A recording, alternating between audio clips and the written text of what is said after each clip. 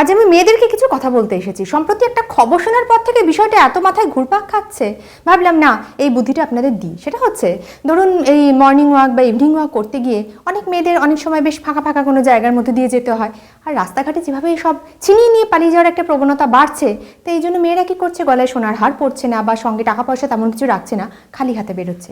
কিন্তু সম্প্রতি একটা নিউজ শুনেছেন তো, যে ঘরে চুরি করতে এসে চোর কিছু না পেয়ে গৃহবধূকে চুমু খেয়ে পালিয়ে গেছে। সুতরাং ঘরে ঘটনাটা হয়েছে, রাস্তাঘাটেও যে হবে না তার তো কোনো গ্যারান্টি নেই না। সেই জন্য একটা কথা বলি, সোনার গয়না পরবেন না, টাকা পয়সাও বিশেষ কিছু রাখবেন না, অন্তত 10-20 টাকা হাতে রাখুন, যাতে চোর ছিনিয়ে নিতে এলে ওই 10-20 টাকা অন্তত পায়, তার বিড়ির খরচটা তো উঠবে।